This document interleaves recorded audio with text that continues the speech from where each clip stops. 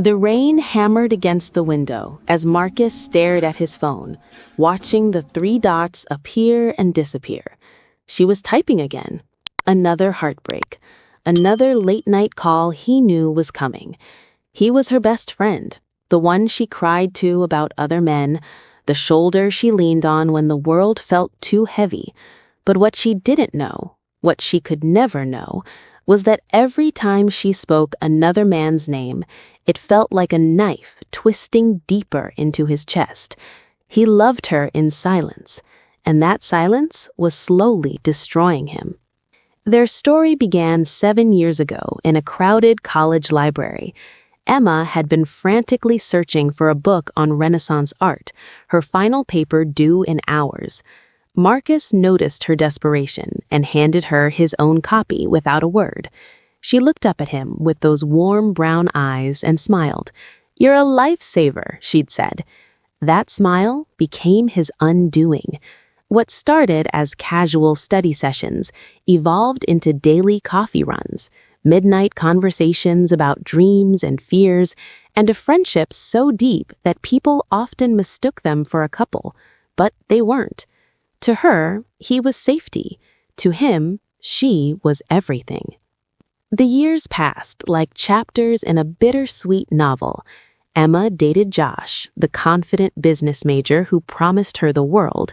Marcus listened to her gush about their first date at that Italian restaurant downtown. "He held the door open, Marcus. He actually listens when I talk," she'd said, her eyes sparkling. Marcus forced a smile and nodded. "That's great, Em. You deserve someone who treats you right." What he didn't say was that he'd been holding doors open for her for 3 years.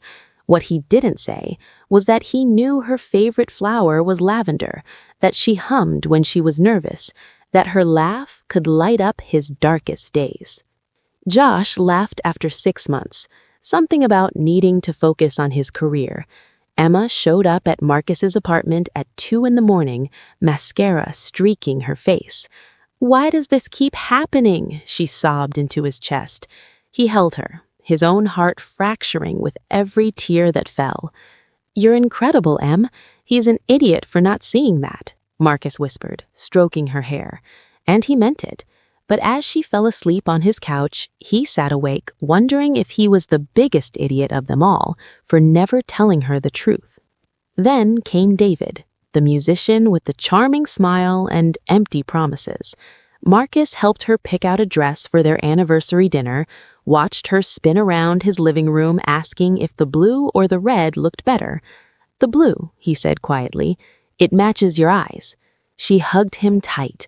"This is why you're my best friend. You always know what to say." Best friend. The words stung more than they should have. 6 months later, she discovered David's text to another woman. The pattern repeated. The tears, the late-night calls, the broken pieces Marcus carefully gathered and tried to put back together, knowing he could never have what he truly wanted.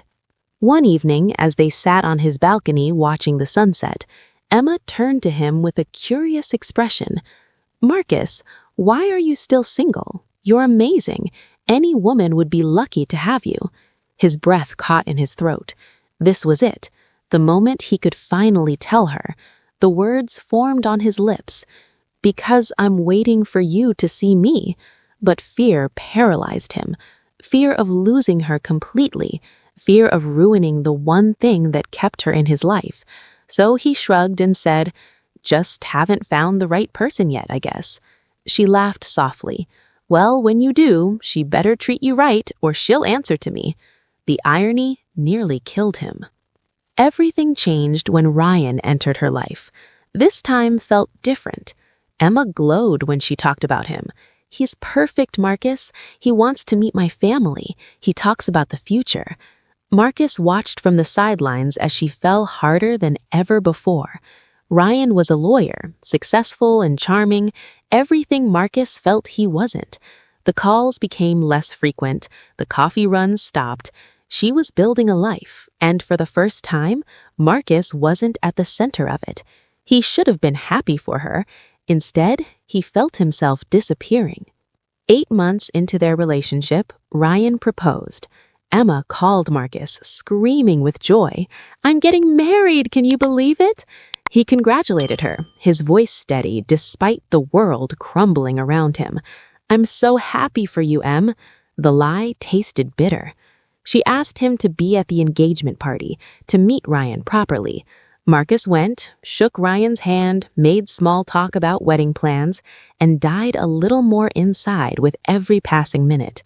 As he drove home that night, he finally let himself cry. 2 weeks before the wedding, everything imploded. Emma found messages on Ryan's laptop. Not just messages, evidence of an affair that had been going on for months. The betrayal was catastrophic. She called off the wedding, returned the ring, and shut herself away from the world. Everyone tried to reach her, her mother, her sister, her other friends, but she only answered one person, Marcus. "I need you," was all she said. He was at her door within 15 minutes. She looked devastated, hollow, like someone had extracted her soul and left only the shell. She collapsed into his arms without a word, and they stood there in her doorway as the weight of her pain pressed against them both. He guided her inside, made tea she didn't drink, and simply held her as the hours passed. Finally, as dawn began to break through her curtains, she spoke. "Why does everyone I love hurt me, Marcus? Why does everyone leave? Everyone except you?" The question hung in the air like a confession waiting to be answered. Marcus's heart pounded. 7 years of silence. 7 years of watching her love others while he suffered in the shadows. 7 years of being what she needed instead of who he needed to be. Something inside him finally broke. "Because I've loved you, Emma," his voice raw and trembling. "I've loved you since the day you smiled at me in that library. I've loved you through every date you went on, every tear you cried, every time you called another man's name. I stayed because I couldn't leave you. I loved you in silence because I was too afraid to lose you." His voice broke completely. "That someone is me." The silence that followed felt eternal. Emma pulled back, searching his face with wide, disbelieving eyes. "What?"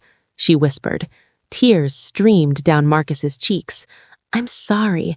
I know this isn't fair. I know I should have told you years ago, but I couldn't watch you hurt anymore without you knowing the truth.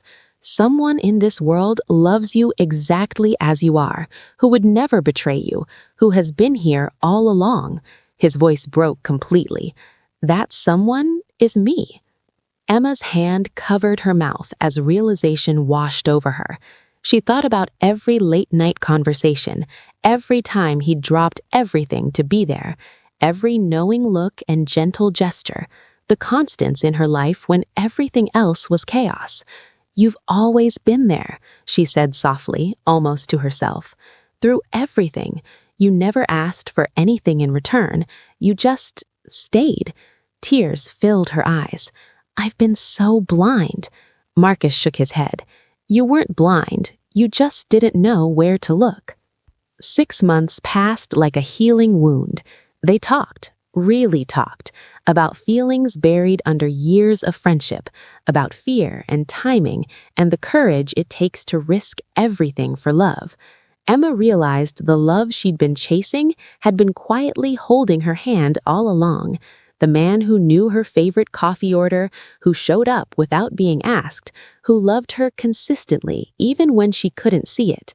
True love wasn't grand gestures and passionate declarations. It was showing up. It was staying. It was 7 years of unwavering presence. They stood together now, watching another sunset from that same balcony. But this time, Emma's hand was in his. "I'm sorry it took me so long," she whispered. Marcus kissed her forehead gently. "You're worth the wait. You've always been worth the wait."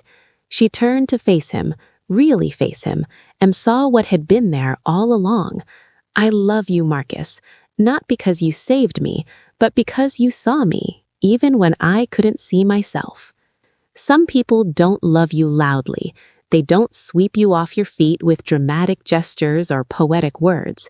They love you in the quiet moments, in the consistency, in the simple act of staying when everyone else has gone. Marcus loved Emma in silence until the day she needed him most, and in that moment of need, she finally heard what his heart had been saying all along. If this story touched your heart, hit that subscribe button. Share your thoughts in the comments below. Have you ever loved someone in silence? And don't forget to like this video if you believe true love is shown through actions, not just words. Remember, the most profound love is often the quietest. It's the person who stays.